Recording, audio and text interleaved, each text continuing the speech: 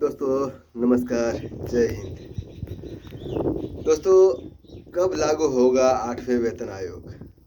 Basic salary कितना होगा? कितना बढ़ सकता है रुपया सरकारी कर्मचारियों का? जी हाँ दोस्तों, 18,000 रुपया जो है न्यूनतम सैलरी, उससे बढ़कर 51,480 रुपया हो जाएगा। जो सबसे निचला कर्मचारी है उसके लिए ये बात कह रहा हूँ। उससे ऊपर जो है उसकी तो बात ही अलग है। निचले कर्मचारी लेवल 1 में आता है। तो वहीं पर बात कर रहे हैं हम आज 8वें वेतन के बारे में, जिसका कर्मचारी जो है बेसब्री से इंतजार कर रहा है। केंद्रीय मंत्री अश्विनी वैष्णव ने घोषणा किया है कि 8वें वेतन आयोग का गठन किया जाएगा फिट मैन फैक्टर के आधार पर। न्यूनतम बेसिक सैलरी 18,000 रुपये से बढ़कर जो है 51,000 रुपया हो जाएगा। 8th पे कमीशन आयोग में प्रधानमंत्री नरेंद्र मोदी की अगुवाई वाले केंद्रीय कैबिनेट ने गुरुवार को एक फैसला लिया है। केंद्रीय मंत्री अश्विनी वैष्णव ने घोषणा किया है कि 8वें वेतन आयोग का गठन किया जाएगा। इस आयोग का मकसद केंद्र सरकार के कर्मचारियों और पेंशनर के वेतन, पेंशन और भत्ते को संशोधित करना है। यह घोषणा बजट 2025 से कुछ दिन पहले हुई थी। 8वें वेतन आयोग क्या है, यह जानना बहुत जरूरी है।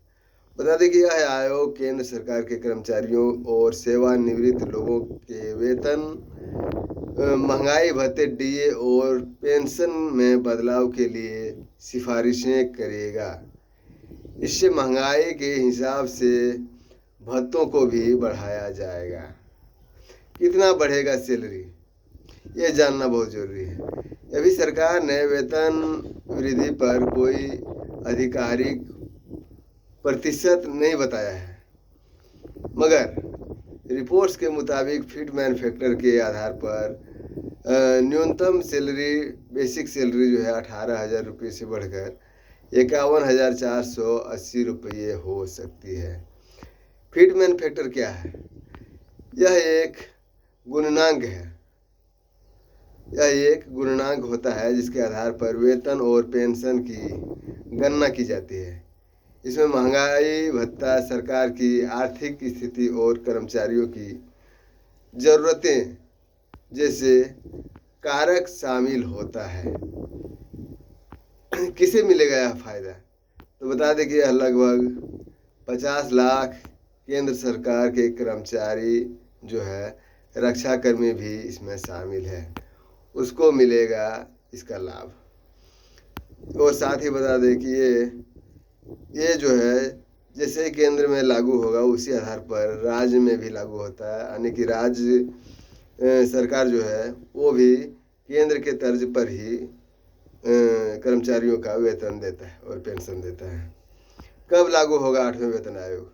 रिपोर्ट्स के अनुसार इस आयोग को गठन 2026 तक किया जाएगा और इसकी सिफारिशें 1 जनवरी 2026 से लागू होने की उम्मीद है। उम्मीद क्या है, बल्कि पक्का 2026 में 1 जनवरी 2026 से ये लागू हो जाएगा, क्योंकि उससे पहले जो है 31 दिसंबर या 30 दिसंबर को 7वें वेतन आयोग की जो सिफारिशें थी वो ख़त्म हो जाएगी, तो 8वां वेतन लागू होना तय है। वेतन आयोग का क्या काम होता है, ये जानना बहुत ज़रूरी है। हर 10 साल में गठित होता है यह आयोग। यह आयोग सरकारी कर्मचारियों के वेतन, भत्तों, पेंशन और बोनस की समीक्षा करता है। यह महंगाई, आर्थिक हालात और सरकारी खजाने की स्थिति को ध्यान में रखकर सिफारिशें बनाता है। पहले भी हो चुका है 7वें वेतन आयोग लागू, ये तो सब कोई जानता है जो भी कर्मचारी है। बता दें कि 1946 से अब तक 7वें वेतन आयोग बन चुके हैं। 7वें वेतन आयोग की सिफारिशें 2016 में लागू हुआ था, जो कि अभी तक चल रहा है। मोदी सरकार का यह काम। यह नया कदम 10 साल के चक्र को आगे बढ़ाएगा। तो यह थी खबर। वहीं पर बात करें जो कि कोरोना काल से लटका हुआ है, 18 महीने के DA एरियर, वो सरकार देने की नाम नहीं ले रही है। वहीं मेन मीडिया, मुख्य मीडिया जो है, कुछ भी बोलने से कतराती है। मैं समझता हूँ आज तक का जो है अंजना ओम कश्यप, श्वेता तिवारी जैसे बड़े बड़े पत्रकार बड़ी बड़ी डींगे हाँकती है कर्मचारियों की आवाज़ उठाने में। उसको न जाने मुँह में गोंद या लट्ठा चिपक जाता है। मैं समझता हूँ कि बड़ा बड़ा वो चैनल है, उसकी आवाज़ सरकार के कानों तक पहुँचती है। तो उन लोगों को, कर्मचारियों की मांग को उठाना चाहिए। वैसे कर्मचारी तो लड़ाई कर रहा है इस बात का कि हमें 18 महीने का पेंशन जो DA है बकाया वो देना है। आपकी क्या राय है कमेंट बॉक्स में ज़रूर लिखें, और जैसे ही कोई नया अपडेट सामने में आएगा लेकर हाजिर रहूँगा।